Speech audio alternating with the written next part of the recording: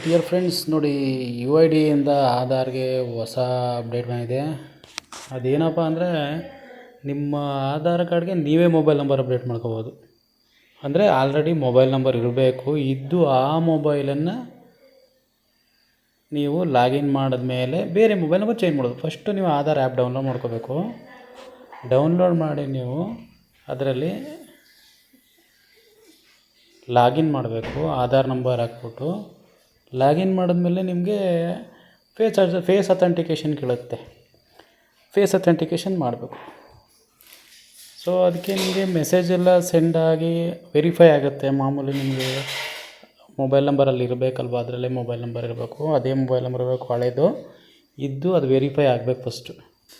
So ಅದು verify ಆದಮೇಲೆ ನಿಮಗೆ ಕಂಟಿನ್ಯೂ ಫಾರ್ ಫೇಸ್ ಅಥೆಂಟಿಕೇಷನ್ ಕೇಳುತ್ತೆ.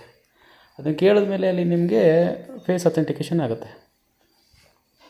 ಸೊ ಅಥೆಂಟಿಕೇಷನ್ ಸಕ್ಸಸ್ಫುಲ್ ಆಗಬೇಕಂದ್ರೆ ನೀವು ಐಸ್ನ ಬ್ಲಿಂಕ್ ಮಾಡಬೇಕು.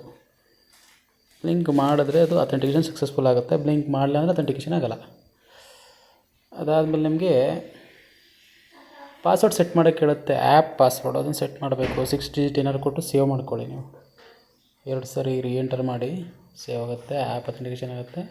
ಸ್ಕಿಪ್ ಮಾಡಿ ಇಲ್ಲ ನೋಡಿ ಫಿನಿಷ್ ಮಾಡಿ, ಅದು ಡೀಟೇಲ್ಸ್ ಎಲ್ಲ ಬರುತ್ತೆ ಅಲ್ಲಿ ನಿಮ್ಮದು ಆಧಾರ್ದು. So Q R code scan ಮಾಡೋದು, ಎಲ್ಲರೂ ಬೇಕಾದ್ರೆ ಡೀಟೇಲ್ ಕೇಳಿದ್ರೆ. ಸೊ ನೆಕ್ಸ್ಟ್ ಬಂದು ನಿಮಗೆ ಮೇಲ್ಗಡೆ ತಳ್ಳಬೇಕು, ಸ್ಲೈಡ್ ಅಪ್ ಮಾಡಬೇಕು. ಮಾಡಿದ್ರೆ ನಿಮಗೆ ಅಲ್ಲಿ ಮೊಬೈಲ್ ನಂಬರ್ ಅಪ್ಡೇಟ್ ಅಂತ ಕೇಳುತ್ತೆ. ಒಂದು ಸರಿ ರಿಕ್ವೆಸ್ಟ್ ಕೊಟ್ಟಿದ್ರೆ ಇದೆ ಅನಿಸುತ್ತೆ, ಅದನ್ನು ಡಿಲೀಟ್ ಮಾಡಿ ಮತ್ತೆ ಬೇಕಾದ್ರೆ ರಿಕ್ವೆಸ್ಟ್ ರೈಸ್ ಮಾಡ್ಬೋದು.